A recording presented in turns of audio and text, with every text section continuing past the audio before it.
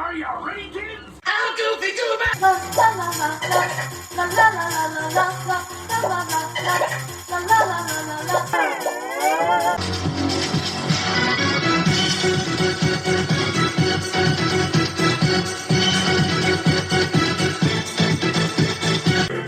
SpongeBob SquarePants, SpongeBob SquarePants, SpongeBob SquarePants.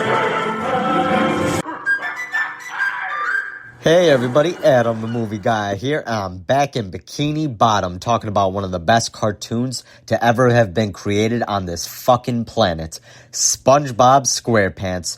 For this show, I'm going to be discussing and reviewing the very first pilot episode of SpongeBob, which consists of Help Wanted, Reef Blower, and Tea at the Tree Dome. This episode debuted on July 17th, 1999. Holy shit, I'm old. And was created by the late Steven Hillenburg, who I personally want to thank for bringing so much joy into the world for creating SpongeBob, who is already down in history as one of the greatest cartoon characters to have ever been created. Rest in peace, Steven. Now, I can't talk about my love of SpongeBob enough. The first 3 seasons are some of the most quotable pieces of media of all time. Some of these quotes and moments are literally burned into my memory and I will never forget them. I could be in traffic and I'll start laughing like a maniac thinking about SpongeBob. I will be out at work working on dangerous instruments that could slice me open and permanently fuck up my life and be thinking about SpongeBob. I could be inside my wife hitting it from the back and I'll be laughing because I'm thinking about SpongeBob. Hell, I'll probably have it on TV while I'm clapping those cheeks. I'm gonna get some cheeks and I ain't talking Sandy. I would give my life for that fucking sponge. But now, on to the first episode, Help Wanted, which is about SpongeBob applying to work at the Krusty Krab owned by Mr. Krabs and his single employee and cashier, SpongeBob's grumpy-ass neighbor Squidward Tentacles. Right off the bat, we get the iconic French narrator who introduces SpongeBob, and it's already made to make you smile. Ah, the sea. So fascinating. So wonderful. Here we see Bikini Bottom, teeming with life. Home of one of my favorite creatures, SpongeBob SquarePants. Yes, of course he lives in a pineapple, you silly. We then get a bit of SpongeBob's morning routine of dressing and working out, along with meeting his pet snail, Gary. And I love how Gary meows like a cat. Fucking iconic.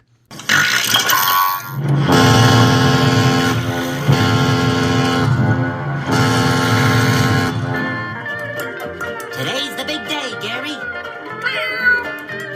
Look at me, I'm naked!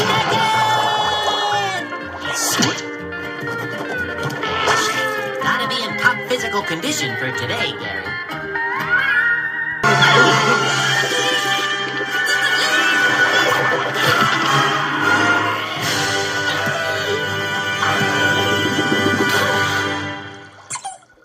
We then get SpongeBob running to work while saying his iconic catchphrase, "I'm ready!" And we're also introduced to Patrick, who's dumb as a bag of rocks and lives under one, which is fucking fitting, just the visual makes me laugh. He hypes up SpongeBob and really boosts his confidence by getting him to scream, "I'm ready." And I can't do this! Patrick! Where do you think you're going? I was just... No, you're not. You're going to the Krusty Krab and get that job! I can't, don't you see? I'm not good enough. Whose first words were, "May I take your order"? Mine was.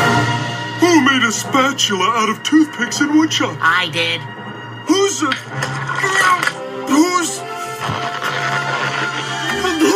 big yellow cube with holes? I am! Who's ready? I'm ready! Who's ready? I'm ready! Who's ready? I'm ready! I'm ready! I'm ready! I'm ready! Patrick is one of the best fucking hype men you could ever ask for. So Squidward not wanting SpongeBob to work with him basically tells Mr. Krabs not to hire him since he's kind of a prick and he wanted to fuck SpongeBob over. So Mr. Krabs, being an asshole too, comes up with a wild goose chase task for SpongeBob to find a hydrodynamic spatula wherever the fuck that is. And if he does, he gets the job. So he's basically giving this poor gullible sponge an impossible task to set him up to fail, which is a really shitty thing to do. Well, lad, we'll give you a test, and if you pass, you'll be on the Krusty Crew. Go out and fetch me a hydrodynamic spatula. spatula with, port and starboard attachments and, turbo drive. And don't come back till you get one. Aye, Captain. One hydrodynamic spatula with port and starboard attachments, turbo drive. Coming right up, sir. Carry on. We'll never see that lubber again. You're terrible. A hydro what? So SpongeBob sets out to Bargain Mart to find one. Meanwhile, karma hits both Mr. Krabs and Squidward like a motherfucker. Anchovies. Why? Anchovies! Because a huge swarm of anchovy fish come to the Krusty Krab in a feeding frenzy, demanding Krabby Patties, and Squidward tries his best to defuse the situation, but fails incredible with them fucking rioting. Please, quiet! Is this any way to behave? Can we show a little decency and form a neat single file line in front of the register? SpongeBob is still shopping for a bit, and meanwhile, the anchovies are completely overwhelming Mr. Krabs and Squidward. This is the end. Goodbye, Mr. Squidward. Oh, Mr. Krabs! But when all hope seems lost, SpongeBob comes flying in with a hydrodynamic spatula and a blowhorn. Permission to come aboard, Captain.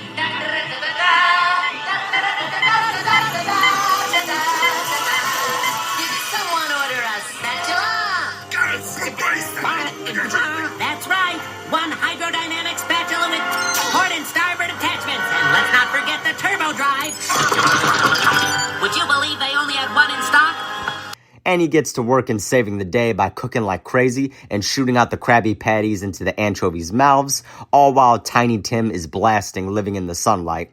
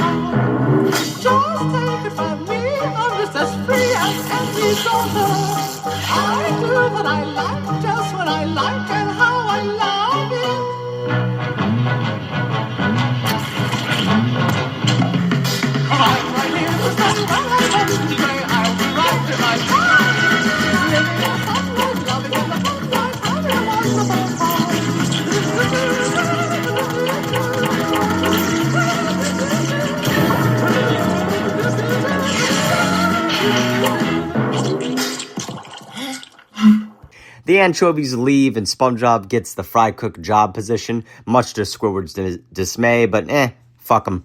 Welcome aboard. But Mr. Three Krabs... cheers for SpongeBob. Hip, hip. All right, Mr. Hip, Krabs... hip. All right. Hip, hip. All right, Mr. Krabs... I'll be in my quarters, counting out the booty. He's an ungrateful asshole because he just got his life saved by SpongeBob, and he still doesn't want to work with SpongeBob.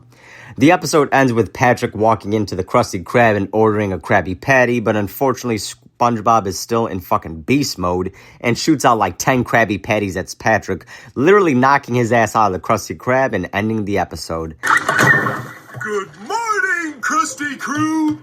What would you like to order, Patrick? One Krabby Patty, please.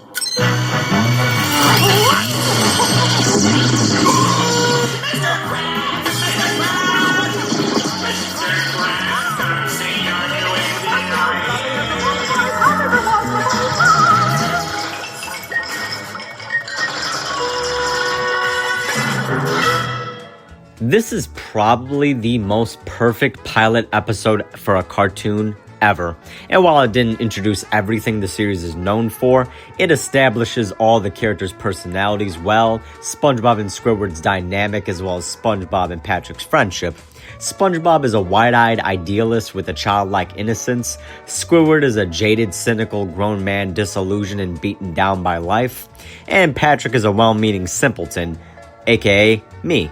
They don't quite establish Mr. Krabs' true, most well-known personality until about season 2, but the foundation for him being a greedy, money-obsessed maniac is definitely there. I love this episode, and something about season 1 of SpongeBob in general is so atmospheric with the laid-back ocean vibes, with the muted colors and music, along with the cruder hand-drawn animation. I wish the show kept this style. Although the animation would, from a technical point of view, get better, my absolute favorite art style was the season 1 look for the characters. I award this episode of SpongeBob 4.5 doubloons out of 5. Now on to the next one, Reef Blower. And to be honest, it's going to be extremely short since I don't have much of anything to say about it. Now on to Reef Blower. Reef Blower is honestly a very forgettable episode, which just consists of visual gags of SpongeBob fucking around with a reef blower while Squidward is just trying to chill in his lawn chair. There's no dialogue whatsoever, and it ends with SpongeBob almost killing everybody by draining the fucking Bikini Bottom of water. I don't know how, but he does it. Anyway, he creates a huge fucking headache for Squidward, which, while admittingly making me chuckle a bit, it's honestly a forgettable episode. It only gets 1 doubloon out of 5. I honestly don't care for it at all. I don't hate it. It just exists. I know there was a rumor years ago, the reason why there's no dialogue for the episode is that allegedly Nickelodeon Studios lost the audio track or had some audio issues, whatever the fuck. But apparently that was all bullshit and they were just trying something new. Either way, what the fuck ever. Next is the iconic tea at the Tree Dome, where we have SpongeBob meet his other best friend, Sandy Cheeks, a land squirrel from Texas who's both a super genius and a karate master bodybuilder. Sandy is one of the most loved characters in the show, and this was such a great episode to introduce her. So the episode starts off with SpongeBob in Jellyfish Fields going jellyfishing with black glasses, and overhears a huge commotion where he looks down from a cliff and sees Sandy fighting a blue clam and goes to help her. Where have I seen this before? Here it is. Land squirrel. That little squirrel is in trouble. Take that, you sorry old clam! You need to learn some manners! You're about as ugly as homemade soup. Hooray, land squirrel. Look out! Hold on, little squirrel.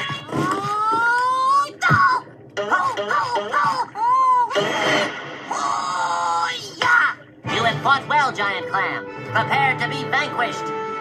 I love how he pulls out a book to figure out what species Sandy is. That always makes me chuckle whenever I see it. So he goes to help her, but clearly Sandy got this and she had the situation under control. So she kicks the clam's ass and formally meets SpongeBob, with them introducing each other. So, what's your name? Sandy, so what do y'all call yourself? I'm SpongeBob!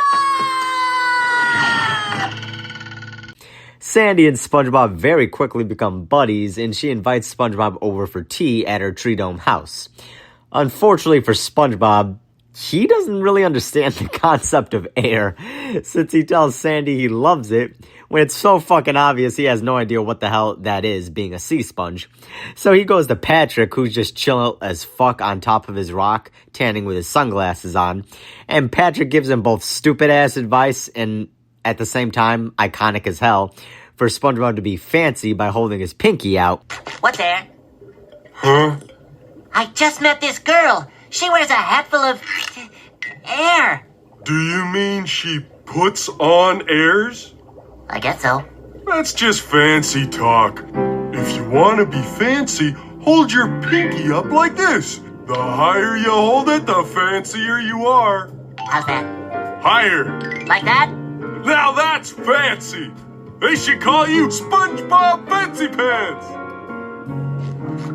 Remember, when in doubt, pinky out. Why the fuck Patrick thinks that is what SpongeBob is talking about is beyond me. So the next day, SpongeBob goes to Sandy's and he dehydrates almost instantly since there's no air in her tree dome. And this fucking guy, SpongeBob, is just slowly dying from lack of water. And the whole time, Sandy is absolutely clueless. It's black comedy at its finest. Like the moment when SpongeBob dives into a bird bath desperately trying to soak up some water. Or when his fucking fingers start breaking off since they're so dry when Sandy grabs the flowers. I brought you some flowers. For me? How sweet!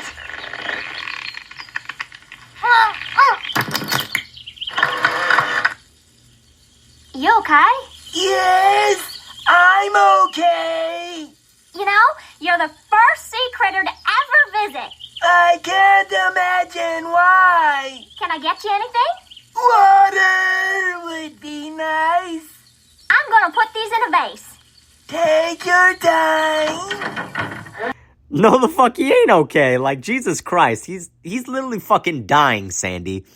You're supposed to be a genius. I am fucking astounded by... Later. Oh, God. Anyway, SpongeBob tries to get the fuck out of there until he tries to power through and convince himself he can get through this shit. And the best bit of the episode is SpongeBob staring at this fucking vase of ice cold water Sandy put the flowers in like it's a gift from God or some shit. And he's just staring dead silent at this fucking vase. And Sandy even hurt. She was like, what the fuck, are you good? And when Sandy goes in to check on the cookies, we get this famous moment that's forever going to be a meme now. I don't need it. I don't need it. I definitely don't need it. I don't need it. I don't need it. I don't need it. I don't need it. I need it!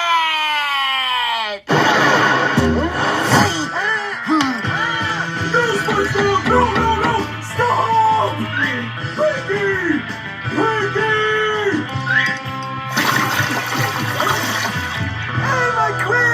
Funny enough, those exact words go through my mind whenever I see a beautiful blonde in a movie or TV show. I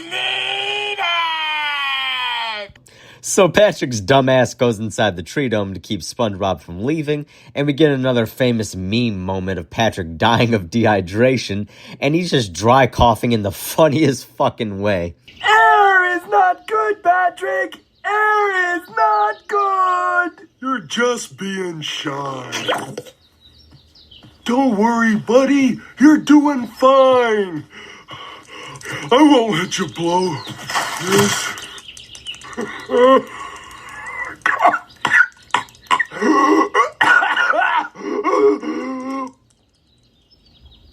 What kind of place is this? So he snaps and both him and SpongeBob try to leave, fail, and get discovered by Sandy, who revives them with water so they don't freaking die, and gives them fishbowl helmets to wear so they can chill with her at the tree dome, and drink tea as the episode comes to an end.